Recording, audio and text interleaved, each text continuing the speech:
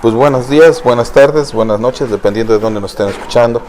Bienvenidos sean ustedes a otro programa más aquí en Grado Cero. Y pues hoy tenemos el gustazo, gracias a Editorial Gediza, de platicar con el doctor Gerardo Ábola Estenario sobre un reciente libro, bueno, no tan reciente porque salió como a principios del año o a finales del año pasado, que se llama Hegel actual, la paciencia de lo negativo. Y que es un libro que a mí me pareció interesante, y inclusive insistía con el encargado de prensa de Gediza que quería platicar contigo de ese libro. En el proyecto, hace algunos años tuvimos el gusto de platicar contigo de otro libro que escribiste sobre Hegel, pero este libro era uno más biográfico, más de explicación de las teorías hegelianas. Pero en este libro me parece provocador desde el título, ¿no? Desde el Hegel actual, porque parecía ser que nos estás diciendo que hay una apropiación de Hegel para entenderlo en nuestra circunstancia, en nuestro tiempo. Así es. ¿No? O una reformulación de Hegel por parte de nosotros en nuestra circunstancia. ¿A qué te refieres tú con el Hegel actual? Pues en primer lugar a que Hegel es un filósofo, y en tanto filósofo se coloca en el plano de lo universal, ¿no? Porque pues la filosofía habla en lenguaje universal, habla con categorías, con conceptos que los entiende, diría Kant, cualquier ser racional, ¿no? Entonces, el ser, la nada, el devenir, etcétera, pues son esfuerzos que hace el intelecto como para capturar precisamente lo que es común a todos, por el hecho de ser humanidad, por el hecho de ser seres humanos, ¿no? Entonces ya el reino de las particularidades es otro. Efectivamente, la particularidad está anclada en su tiempo y en su espacio, pero la universalidad no. Y la filosofía, si hablamos de filosofía, hablamos de esta dimensión en la que todos los seres humanos nos podemos sentar a dialogar con Platón, con Sócrates a través de Platón, ¿no?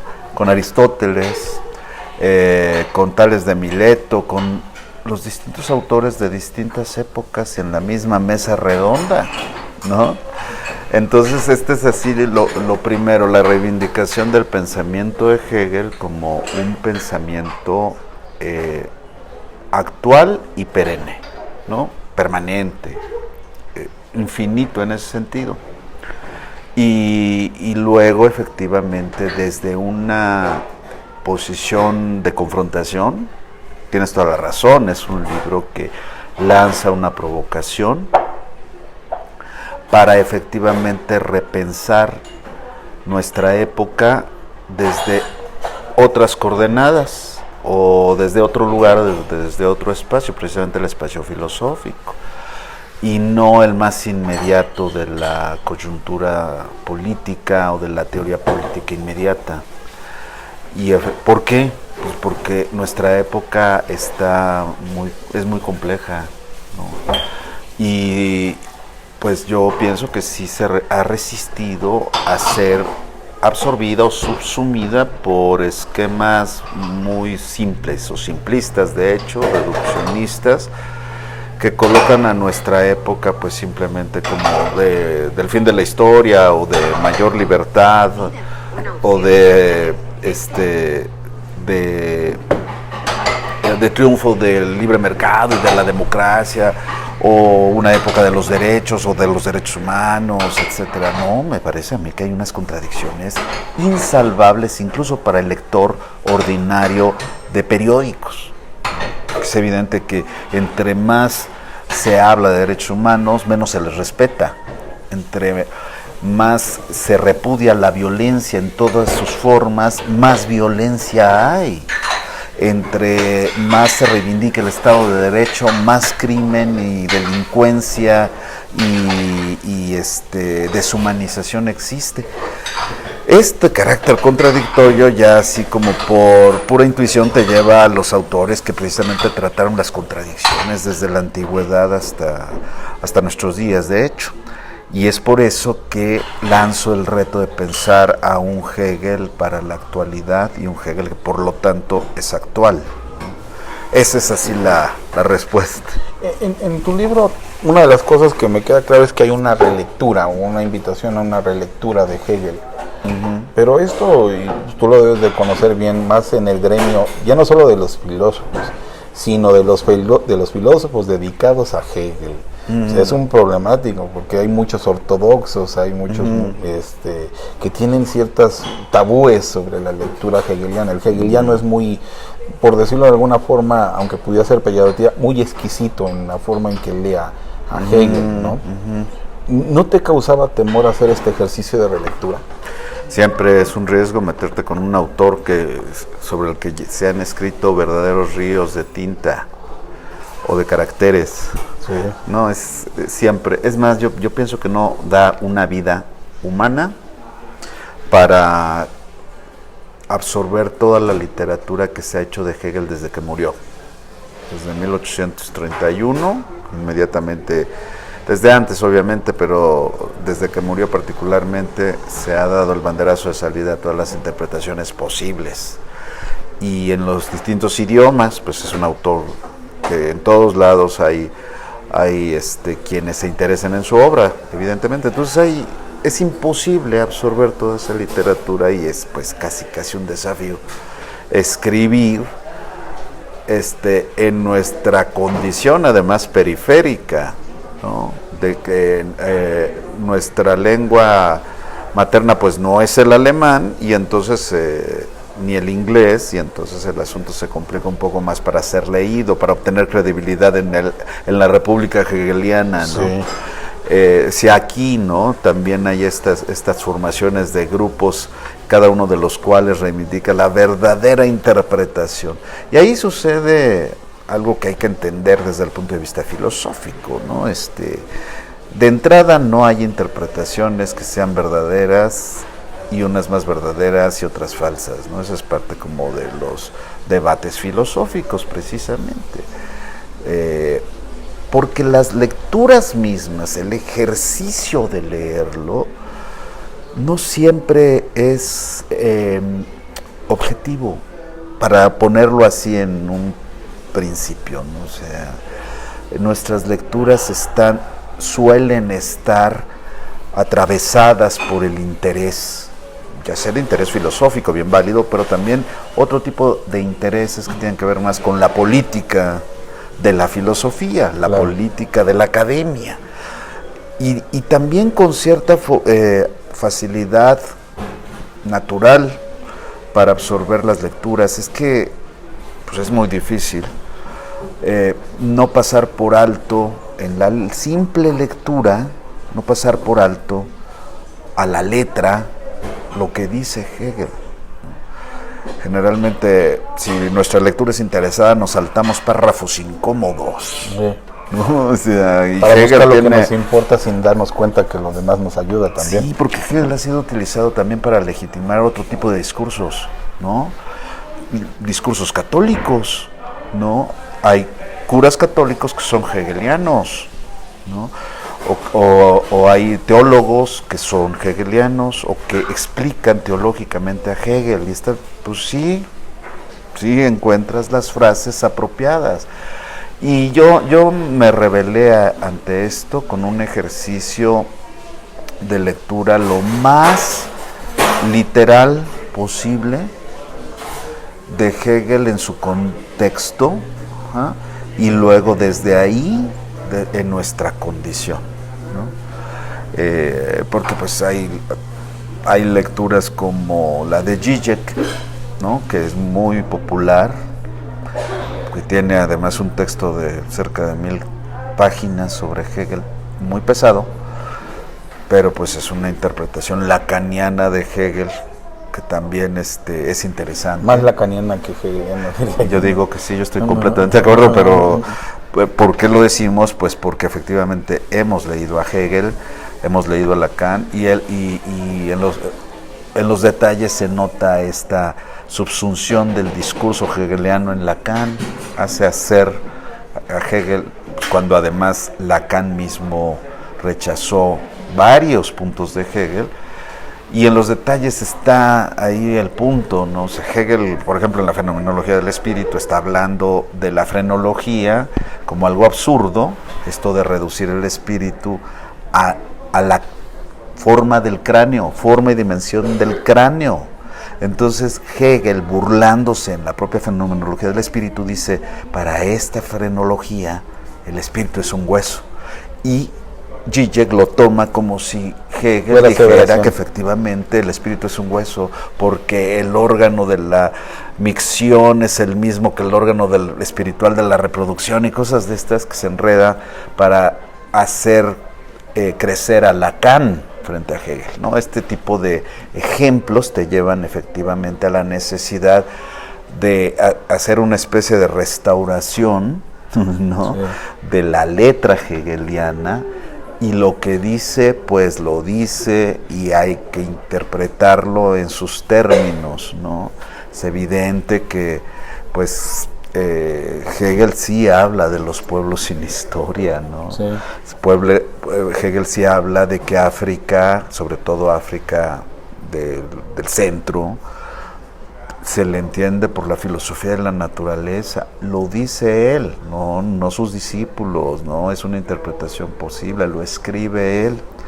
Y sí corresponde con la manera en que él entiende filosóficamente el espíritu. Si lo entiendes desde la lógica de los derechos humanos, pues Hegel es un eurocéntrico, racista, clasista, elitista y hasta precursor de Hitler, ¿no? Sí. Entonces no, o sea, Hegel es primero un filósofo, hay que entenderlo como filósofo, y ahí me parece que hay un déficit notable en nuestras lecturas de los hegelianos, ¿no? O sea, primero son altuserianos y luego los primeros son católicos y luego hegelianos. Algo muy común, primero son marxistas y luego justifican a Marx con Hegel o usan a Hegel como para abrir brecha y obtener mayor credibilidad en lo que no es hegeliano, sino resultado de sus creencias, de sus ideologías, de su moralidad, de su forma de ser. Eso lo podemos encontrar en muchos textos, ¿no? Merecería otro libro. De hecho, en tu libro, la primera parte, la de los prolegómenos, tú dices que vas a tener 3 retos que a mí me parecían muy interesantes. Uno, eliminar los mitos, que ahorita es precisamente lo que estábamos haciendo, ¿no? Vas a eliminar todo aquello, me imagino, que se ha creado, no propiamente en términos de la interpretación, sino de una interpretación errónea o viciada de Hegel. Luego dices que estos mitos los vas a convertir en filosofía, que sería el segundo paso, y por último vas a establecer una clave con la que podríamos leerlo. Así es lo que entiendo que tú quieres hacer en este libro. Así es esto surgió como un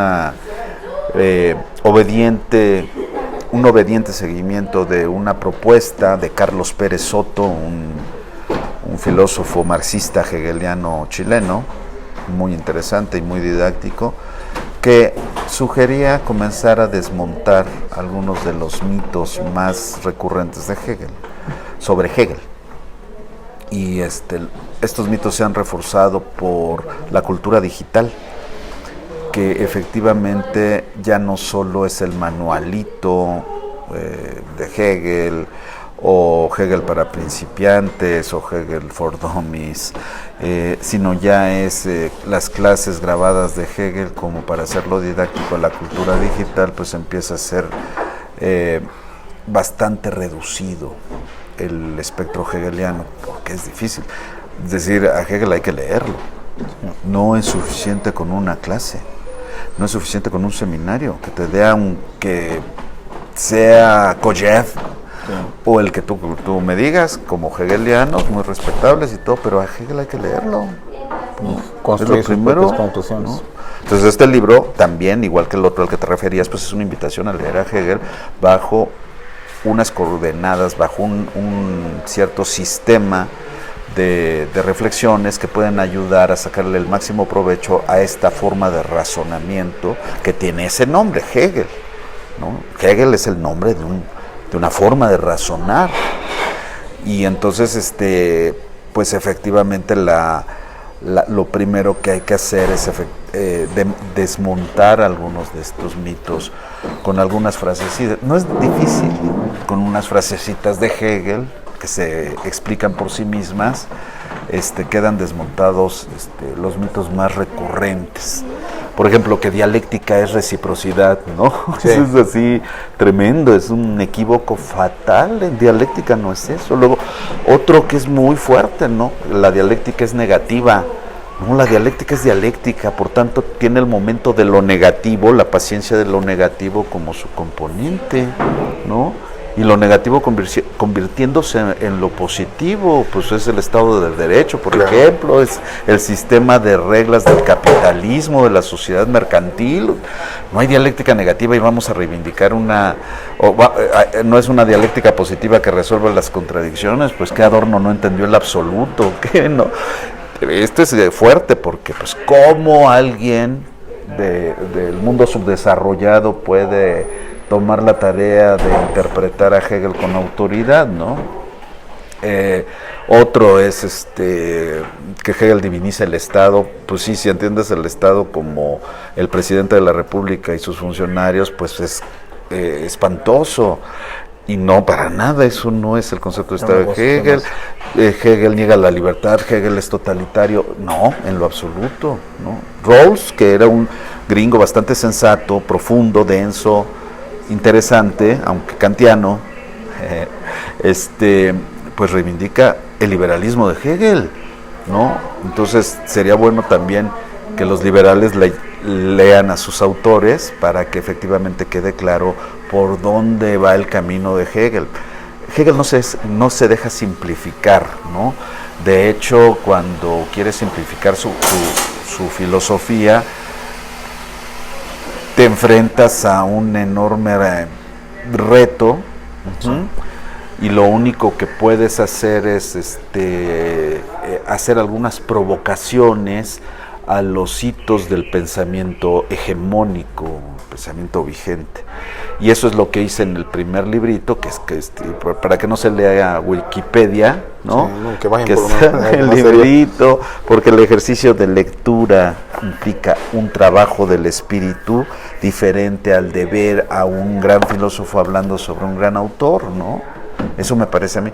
Y entonces, con base en ese primer paso, en efecto comienzo a indagar en la letra hegeliana los desmentidos de estos mitos, de estas leyendas, de las leyendas negras, y trato de reivindicar la razón con la que Hegel pensó, ¿no? Y entonces si te das cuenta que él sigue reivindicando la razón ilustrada y romántica, por eso sí da también Hegel para salir al paso del diagnóstico que hacen los autores posmodernos acerca del tiempo presente. Y ahí le encuentro grandes rutas de posibilidad de seguir razonando hegelianamente nuestra época, ¿ya? Entonces ese es por donde empiezo. Cuando yo leí tus dos libros, me resultó inevitable acordarme de un texto de Richard Rorty, que es la de Filosofía y el espejo de la naturaleza.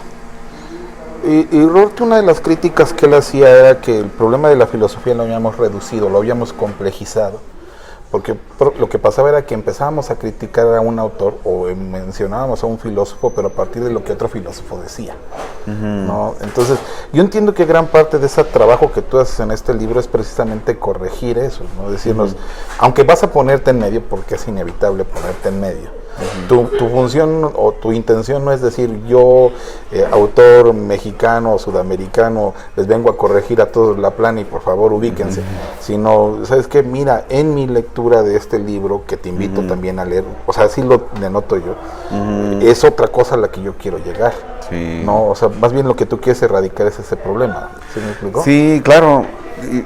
Yo creo que más en nuestro medio Rorty tiene razón, ¿no? Nuestro acceso a los autores clásicos casi siempre reproduce la lógica y el mecanismo del adoctrinamiento de los misioneros ya en el proceso de conquista espiritual de América, ¿no?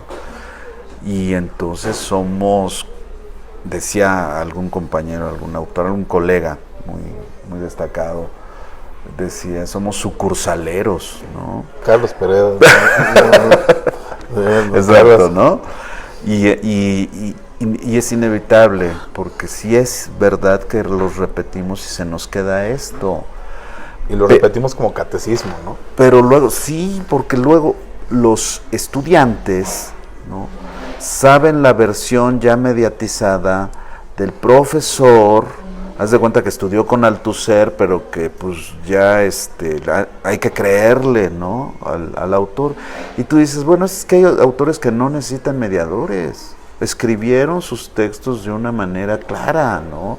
La verdad, digo, pues yo no necesito un intérprete para acceder a Ortega y Gasset o para acceder a Zubiri. Pues escribió además en español y escribió textos de filosofía. Por supuesto que filosofar no es tan fácil. No, si no cualquiera lo hiciera. ¿No? Sí, no. Esa premisa gramsciana de que todos los hombres son filósofos se aplica en el sentido amplio de que todos tienen pensamiento. Pero cuando ves las escenas del crimen organizado y desorganizado en México o en cualquier lado, sí, dices, no es verdad, ¿no? Un filósofo no puede hacer esto, ¿no? Cuando ves la vandalización de las protestas, dices, ¿qué pasó ahí? ¿Qué filósofo están usando estos ciudadanos descontentos para vandalizar o para intentar quemar Gandhi?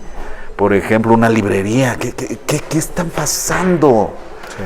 Que pues es más bien la confesión de que no hay filosofía o de que la filosofía está ausente y de que somos repetidores y que somos dogmáticos y que somos fundamentalistas, como está ocurriendo. Sí. Esta es una reivindicación de la razón, por cierto, claro, sí, en contra de la antipolítica del sentimentalismo, que es lo que está nutriendo hoy en día a estas políticas de las protestas por todo, ¿no? En el libro, yo te confieso que cuando yo me acerqué a Hegel, el primer autor que yo leí fue a Charles Taylor. Yo leí inclusive, sacaron primero el breviario, aunque no fue así, y años después sacó Siglo XXI la edición completa de su trabajo sobre Hegel. Y a mí me llamó muchísimo la atención que tú entras en un desacuerdo con Taylor, ¿no? Que inclusive yo cuando te leí, te juro que yo fui a sacar los dos libros de tanto la traducción de Hegel de Siglo XXI como la de Fondo de Cultura para seguir la corriente de lo que estaba pasando ahí. O sea, ¿cuál es el detonante de este desacuerdo que tienes con Taylor? Porque es reconocido como un interesante hegeliano, Charles Taylor, pero tú dices, aquí hay cosas como que no cuadran en la explicación de Taylor. Yo digo, y me aviento a decirlo, que hay un problema muy serio de la política moderna, de la política del siglo XX, de la política de hoy, si no desoímos los acontecimientos. Y es que la fuente de esa problemática está en el debate Kant-Hegel. Kant-Hegel. Porque si tú le pones límites a la razón, como se los puso Kant en el conocimiento de la naturaleza, y luego es otra razón u otra dimensión de la razón la que va a proponer una moralidad para actuar correctamente, para actuar de acuerdo al deber ser, efectivamente hay una escisión entre el ser y el deber ser. Sí. Y efectivamente cuando los puentes simplemente están declarados inexistentes o nulos, cuando está la frontera perfectamente clara, demarcada, hasta con un muro entre el ser y el deber ser, ¿no? El deber ser se divorcia, se cinde, se emancipa y queda a merced de los que con una especie de flauta de Hamelin, ¿no?, puedan encantar publicitariamente al mayor número, a las masas, aunque no tengan la razón. Entonces, es muy fácil moralizar desde el sentimiento y con el sentimiento y para el sentimiento, y obnubilar o eclipsar a la razón. Y es la fuente de los fundamentalismos. Claro. Y el dogmatismo, que es precisamente lo contrario a la razón, sustituye la capacidad del ser humano de corregir, la capacidad de decir va por un lado o por el otro en función de la razón y no de lo que sientes. Y esta es una reivindicación hegeliana en el debate con Kant, pero se lo demuestra con razones desde el punto de vista filosófico. No se lo demuestra diciendo tú no, o tú estás mal, no, sino que del propio dicho de Kant desprende, siendo joven Hegel en 1802, desprende toda una crítica al empirismo y al racionalismo de Kant en cuanto a formulaciones de la separación ser-deber ser, y desde el deber ser es desde donde se hace política, y desde donde, no desde el ser, sino desde el deber ser, claro, ¿no? Pero desde el deber ser, efectivamente, cuando ese deber ser se sustituye por el dogma, entonces tenemos los autoritarismos de cualquier tipo, de todos los que quieras, latinoamericanos, africanos, nazis, españoles, alemanes, todo, italianos, la Unión Soviética. Entonces el siglo XX te obliga a hacer una recuperación de aquel debate, cuando además ves que los kantianos más finos en el debate actual hacen una pseudo recuperación de Hegel, y me refiero a Axel Honneth, sí, y me refiero a Charles Taylor. Pues entonces hay que ver dónde hacen el brinco kantiano, se entregan a Kant para reivindicar al Hegel más cómodo para el deber ser. Y el Hegel más cómodo para el deber ser es el Hegel multiculturalista. Tú dices, Hegel no es multiculturalista, es aquí que pasó una infección kantiana, por ponerlo, no es una infección, obviamente, incluso a lo mejor es una mala metáfora, pero hay un retroceso a Kant, para poder dulcificar a Hegel y hacerlo aceptable, y que Hegel sea un filósofo del multiculturalismo y de la aceptación del otro y la conversación con el otro, y entonces ya de ese Hegel pues ya se puede reivindicar su idea del derecho. Lo hace Axel Honneth, nada más que sí, ya no me dio el tiempo para hacer la crítica a Axel Honneth, porque además está muy fructífero, muy productivo. Ando escribiendo sobre Hegel. Sí, ahorita. Exacto. Y entonces dices, mejor me espero, pero claramente él se detiene, fíjate, él se detiene en Jena, en los escritos de Hegel de Jena, porque son los que más aclaran este tema del reconocimiento entre las conciencias y la dialéctica señor y siervo y todo eso. Y luego se brinca la fenomenología del espíritu, se brinca la ciencia de la lógica, va a la filosofía del derecho, pero se auxilia con Mead, con el filósofo, no sí, con Mead, el derrotado. Sí. No, el candidato derrotado a nuestro país, pero eso es chiste local. Sí. ¿No?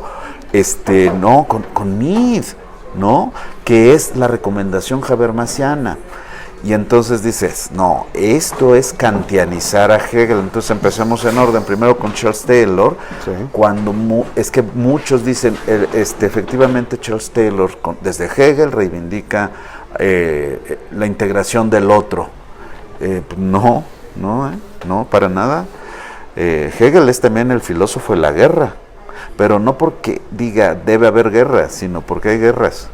Hay guerras, y hoy hay más guerras que intentos de integración de los distintos en una unidad. Incluso en Canadá, ¿no? Sí. Ya no digamos en México, Estados Unidos, ya no, es una señal de nuestro tiempo. Se fragmentó la unidad de los estados-naciones, está fragmentada. Lo de hoy es la migración, lo de hoy es la intolerancia ante el extranjero, lo de hoy es la xenofobia de distintos tipos y bajo formas del desprecio, tema honetiano, pero sí, que obtiene de Hegel, bajo formas del desprecio muy sutiles. También tenemos un belicismo de la ONU que nadie puede negar, una forma en que la ONU hace que se confronte las ciudadanías internamente entre los que violan los derechos humanos, eso puede ser cualquier cosa, y los que lo afirman, que también puede ser cualquier cosa. En nombre de los derechos humanos se han hecho intervenciones humanitarias, belicosas, etcétera. Y frente a este panorama dices, Kant no es suficiente. Sí. Y cuando Taylor, también igual que Honneth, sienten que ya no pueden seguir a Hegel, mejor se van a otros lados. Y es que a Hegel me parece que hay que seguirlo en la fenomenología del espíritu y en la ciencia de la lógica y completa, y en la enciclopedia, por supuesto que también, claro. Pero hay que seguirlo también en las lecciones, y tiene un planteamiento de lo estético, etcétera, y en la filosofía de la historia que te advierte prácticamente que el mundo no puede aspirar a la paz perpetua por deber ser o por ser buenos, sino que se instaura una paz desde un paradigma o desde un orden de la historia universal que es el presente, ¿no? Ya más al futuro, dice Hegel, no, eso ya que se encarguen otros, la filosofía siempre llega tarde, ¿no? El búho de Minerva levanta el vuelo en el crepúsculo. Hasta aquí podemos juzgar, y de la historia es historia presente, es aquí y ahora. Aunque vayamos a los museos, no por eso vamos al pasado. Sí. El pasado es una reconstrucción del presente y está en disputa, está en lucha. Aquí, en esto, por eso hay que debatir con los que han kantianizado a Hegel, lo han hecho como que aceptable, ¿no? Y otro de las fatales, políticamente correcto, ¿no? Lo hacen. Pues yo digo que sí, ¿no? A Hegel es así como que reconoce al otro, reconoce al diferente, muy digo, ¿de dónde, no? Hasta nos peleamos con nuestros hermanos, eso no es realista. Sí sirve para obtener recursos de las asociaciones internacionales, que pues, sirve incluso para justificar Starbucks, que hace comercio justo con las comunidades chapanecas y no sé qué, pero eso es falso, eso es totalmente falso, esa no es la realidad. Y la otra parte, pues Fukuyama igual tergiversa a Hegel, pero de una manera pero con su hegelianismo se ha puesto a reescribir la historia del Estado moderno, y le han salido en dos libros de 1000 páginas. La historia de la política. Ajá. Y entonces, pero lo hace desde la confrontación, desde el conflicto, porque Fukuyama, al igual que Huntington, al ser intelectuales orgánicos del imperio, porque lo son, sí, ellos sí piensan en términos de dominación mundial. Nada más que bueno, pues a veces resulta que la historia pues no termina, bueno sí termina, pero en el presente pues lo cual es una perogrullada, ¿no? Sí.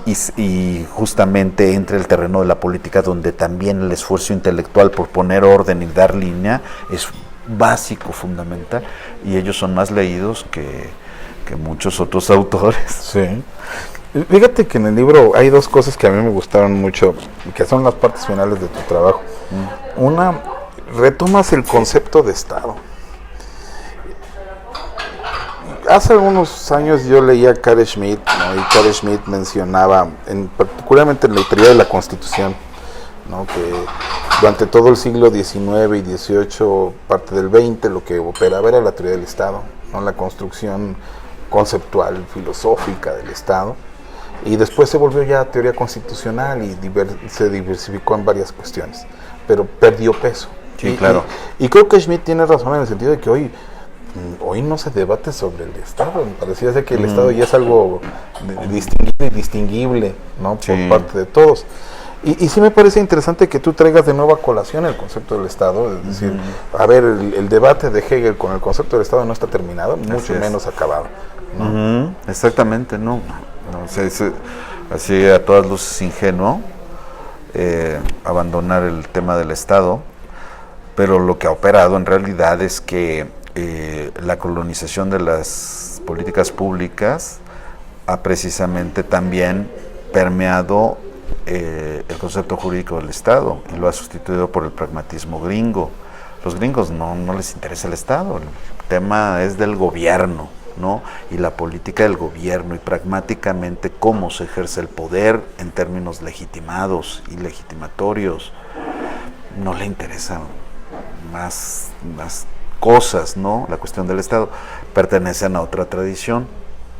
Y Hegel también, Hegel mismo se desencantaba del Estado inglés de su época. Tiene un textito poco antes de morir, dos textos así políticos que editó la Universidad de Puebla, prologados por Sergio Pérez Cortés, y que son muy útiles porque es un Hegel desencantado del imperio, del interés privado en las cosas públicas. Y ahí es donde cabe el tema de las distintas dimensiones del Estado. No es que no haga política pública, no, sí, por supuesto que hace lo que hoy se llama política pública y antes simplemente eran políticas, ¿no? En el Renacimiento eran políticas, ¿no? Lo que concretamente hacía el Estado para abrir el espacio público como espacio de armonización. Bueno, el Estado es históricamente primero eso, un espacio de neutralidad donde los católicos y los protestantes ya no se hicieran la guerra, sino que pudieran incluso convivir bajo la lógica de la tolerancia en un interés superior que es el de la nación. Entonces, Estado secular y laico van de la mano del propio Estado como espacio neutral. Y de ahí se levanta la idea del Estado en tanto orden jurídico y por tanto con una lógica de equilibrio entre los poderes, porque bueno, el que hace las leyes no puede ser el mismo que juzga, claro, y el que opera, ¿no? Entonces, todo esto es una genial arquitectura que precisamente es la base del desarrollo de la ciencia, la tecnología el comercio, la industria y toda la grandeza que se sintetiza desde la visión de Hegel en los Estados Unidos, que de la nada hicieron un gran imperio sintetizando todo, incluyendo el Imperio Romano, que es como la parte que en cultura popular que recuperan, sí, como idea del derecho y de ley, ¿no? Y de tribunales y de todo esto, pero recuperando la idea de Commonwealth, que es como la costumbre te hace actuar rectamente, ¿no? Justamente Hegel puede sintetizar estos distintos sentidos del Estado y hoy es más necesario que nunca, y más en los últimos años, cuando tienes un resurgimiento del nacionalismo y de la defensa patriótica del espacio nacional como el espacio en el que los trabajadores de una cierta nacionalidad tienen más derechos sobre los migrantes. Entonces, bueno, pues cómo no vamos a desempolvar el tema del Estado, ¿no? En contraposición de Butler, Spivak y varios otros autores que dicen, ¿qué es eso del Estado-Nación? ¿Quién le canta al Estado-Nación? Pues los nacionalistas, no. Pero un desprendimiento totalmente de la tradición. Exactamente.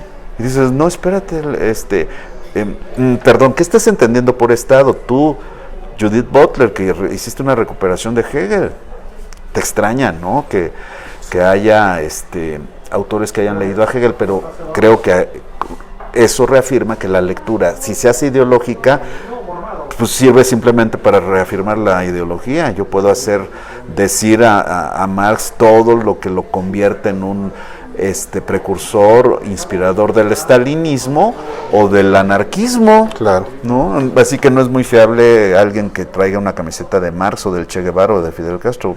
Quién sabe qué estará entendiendo, ¿no? Lo que es insuperable es la razón, porque hasta el posmoderno tiene que dar razones para criticar a la razón. Claro. Entonces, bueno, pues esa es la reivindicación de Hegel. Ahora, en este espacio yo te decía que había dos cosas que me llamaron la atención. Sobre esta misma idea del Estado, tú recuperas algo que también se me hizo muy interesante, la religión como eje transversal del Estado. Sí. Que eso no les gusta mucho hablar de eso. No, es que yo creo que esconden el discurso religioso, ¿no? Porque está políticamente condenado un discurso que inmediatamente se presente como de fe, claro, y de religión.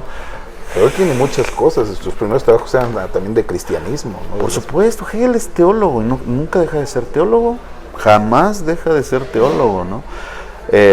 Dice, el estado de lo divino sobre la tierra, entonces imagínate cómo se puede escandalizar algún laico o un marxista ateo, ¿no? O un liberal juarista, en serio. Sí. Pues se escandalizan porque están entendiendo a Dios de una manera no filosófica.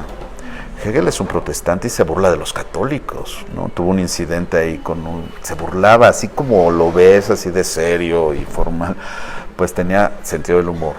Y en una ocasión, precisamente, estaba dando en Berlín sus lecciones sobre las pruebas de la existencia de Dios, y pues se burló de que los católicos adoran imágenes, sí, y lo fueron a denunciar, ¿no? Es como cuando haces un chiste pues xenófobo, ¿no? Y entonces te acusan como racista, violencia de género, etcétera, todo lo que hoy está imponiendo una nueva era de censuras y de hipermoralismo, ¿no? Dices, no, espérate, respondo a mi etos y aquí es chistoso hablar así, ¿no? O que nada más en los memes, ¿por qué no en las clases, no? Esto hizo Hegel, un católico, se burló, ¿no? Entonces yo siempre he pensado, ¿por qué hay hegelianos católicos y no protestantes? Porque la idea de Dios es bien distinta, ¿no? Hegel asume la fenomenología de la Trinidad, pero esto lo pone en el universo de los humanos como buen protestante. La idea de Dios es vincular, unirlos. Y en términos de amor absoluto, o sea, no amor interesado, no amor sexual, no, sino amor absoluto. Y esto de todos modos, nos guste o no, atraviesa la estatalidad, porque si no, no se puede construir el Estado, ¿no? Claro. Es decir, la idea de justicia, por ejemplo, de que la Revolución Mexicana fue justa, de que los crímenes de Pancho Villa no fueron en realidad crímenes, ¿no? Sino actos de justicia, esta idea es del orden de lo religioso. Entonces Hegel la pone a funcionar por la razón y desde la razón, y no es, así es mejor, sí, domesticar la religión, decía Maquiavelo, y úsala para llevar a los hombres, a los seres humanos, a la libertad. Y en Hegel es clarísima la asociación entre libertad y religión, pero es una religión racional, ¿no? Ahí sí, siguiendo la ruta de Kant, la religión dentro de los límites de la mera razón. Entonces no es negar la religión. ¿Qué pasa cuando niegas la religión? Que te sale por la industria cultural. Y por eso empiezo ese capítulo haciendo una alusión a los caballeros Jedi, pero igual podemos hacer con los Vengadores o con el ecologismo ultra radical de Thanos, que muchos millennials se identifican con él, ¿no? La ecología profunda lo hace, lo dice y todo, y son las grandes disputas del presente, ¿no? Que si la ecologista Greta es real, genuina y auténtica, pero no oigo argumentos, oigo simples descalificaciones o posicionamientos moralizantes. No será, yo he pensado mucho sobre estas cuestiones, pero yo lo que he llegado a la conclusión es de que ya no son ni objetos de filosofía, son acontecimientos, como decía Chicho. Algo que pasó y te manifiesta. Y yo, discúlpame que vaya más allá. Todavía el acontecimiento es ¡pum!, ¿no? El florecimiento de algo inesperado. Desde Heidegger, ¿no? Y sí, bueno, ya ha sido recontado varias veces y hoy en el presente. Son anécdotas. Yo digo, son anécdotas. Pasan al anecdotario. Ajá. Que se olvidan inmediatamente con la vertiginosa dinámica de la cultura digital.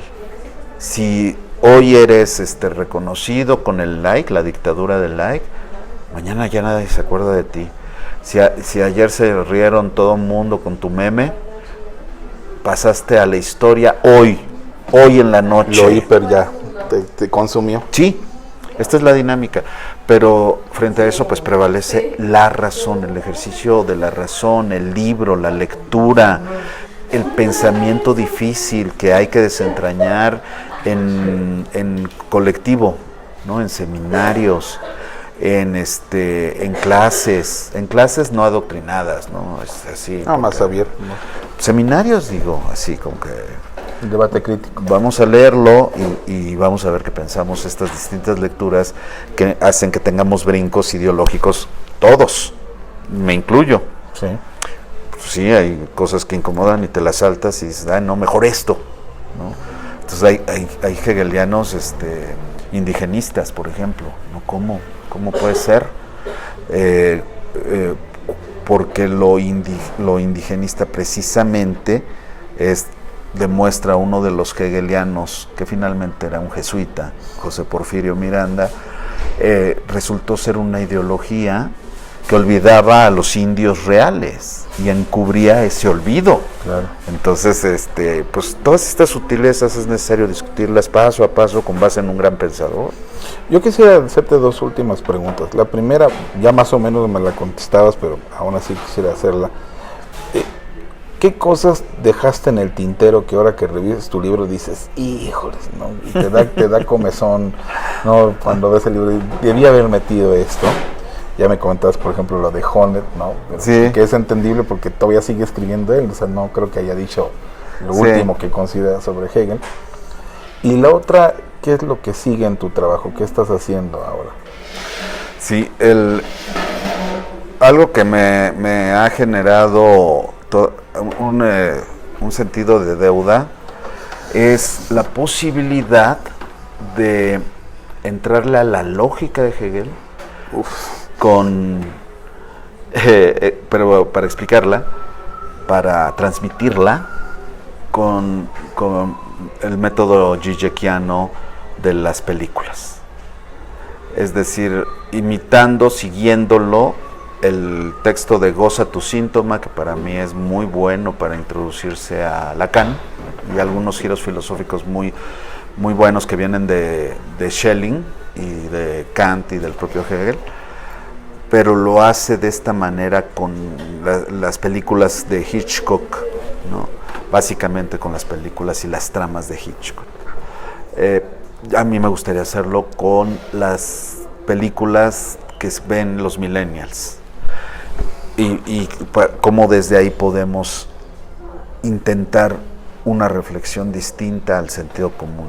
Ese es un reto que no he podido cumplir y tengo como que esa espinita, aparte de lo de Honneth y consortes, ¿no? Hace falta, bueno, a mí me parece que hace falta esa parte de recuperar esa discusión tan maravillosa del idealismo alemán entre Kant, Fichte, Schelling, el propio Hegel y luego lo que vino después, ¿no? Porque pues no podemos desconocer que Kierkegaard, Nietzsche y Schopenhauer pues están disputando a Hegel el lugar de la razón, pero al hacerlo el resultado es maravilloso desde el punto de vista de la inspiración a pensar filosóficamente en nuestros tiempos. Esa me queda todavía como de este trabajo más me quedaron ahí las deudas de lo que estoy haciendo y lo voy a seguir haciendo. Ahora me preguntabas qué estoy haciendo. Bueno, estoy haciendo un libro sobre México, sobre el Estado mexicano, sobre el proceso estatal mexicano, ¿no? Yo derivé de la discusión Kant-Hegel una idea del Estado entendiéndolo como proceso, un proceso relacional, y coincide con la manera en que Marx conceptúa el capital, que es el capital más que una cosa, es una relación, y más que relación es un proceso, yo diría fenomenológico, y Hegel lo dice, y lo hace, y lo piensa, y piensa así la historia, etcétera. Entonces, sobre esa base,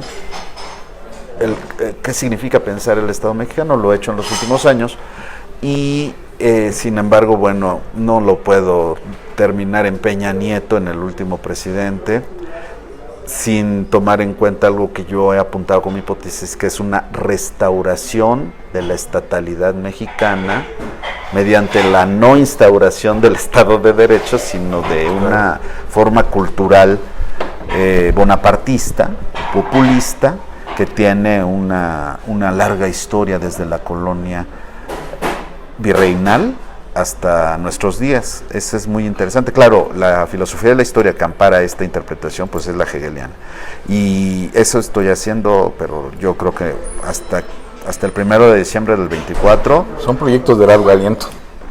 Ese sí es muy complicado, pero bueno, pues le vas avanzando también así como que poco a poquito, ¿no?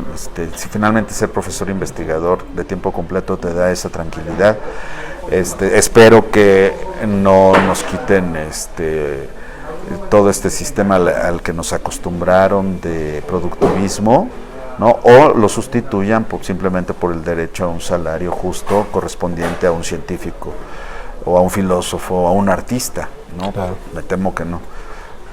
Pero bueno, hay que intentarlo.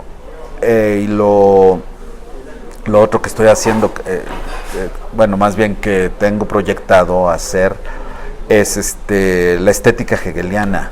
Esa me falta, porque los millennials tienen una forma de vida estética, y creo que puede hacerse una interesante confrontación entre llamar la atención, entre otras cosas. Es estética. El avatar desde entonces hasta la selfie es estética, y es la disputa por la estética, pero el sentido hegeliano de la estética a mí me parece que da una pista enorme para descifrar también los tiempos presentes. Empecé un capítulo, pero preferí sacarlo así porque desentonaba mucho, ¿no? Llevo unas páginas apenas, y todavía me falta mascullar más la estética hegeliana. Entonces, en cuanto a Hegel, ahí están esos proyectos. Hoy no me puedo despedir del programa sin antes decirte, hace algunos meses entrevistaba a Gustavo Leiva, y Gustavo sacó a colación el problema de Honneth y el reconocimiento. Yo tú también mencionaste el reconocimiento, y al final de la entrevista yo le hacía esta pregunta, la misma que te voy a hacer a ti: ¿quién tuvo razón, Fraser o Honneth? Es que son preguntas un poco difíciles. Yo cuando termino de leer el libro no sé quién tiene razón, pero te pregunto a ti, ¿quién, tú como hegeliano que ves este problema, quién realmente responde la problemática? Es un poco... Como hegeliano te puedo decir que los dos tienen razón, porque son dos dimensiones distintas, y eso es lo que pasa cuando se explora más bien cuando se quiere efectivamente compulsar una interpretación a otra y obtener un ganador, o quién es más, o quién se equivoca más, ¿no? Se equivoca más. Y entonces yo sí pienso que cuando entendemos los debates como que están hablando en frecuencias distintas, ¿no? Así se me viene a la mente cuando debatieron Popper y Adorno, ¿no? La disputa por el positivismo, pues estaban hablando en frecuencias distintas, los dos tenían razón en su universo hermenéutico, y así sucede también aquí, me parece a mí, con esta disputa. No sé qué te haya contestado Gustavo, pero... Gustavo se fue más por Fraser que por Honneth. Sí. Más Fraser. No, pero sí fue interesante. Pues bueno, Gerardo, muchas gracias. Ojalá puedan leer este libro, vale mucho la pena. No, La paciencia de lo negativo, un libro que recientemente se va a presentar apenas en la librería de Sótano, si mal no me equivoco, dentro de 2 días. Pues vale mucho la pena porque es un libro que no solamente está escrito de manera docta, como es la pluma de Gerardo, sino de manera sencilla, con ejemplos que creo que pueden ser entendibles para cualquier persona. Pues bueno, muchas gracias. Muchas gracias, fue un placer. Estamos en contacto. Claro, ¿no? Que sí.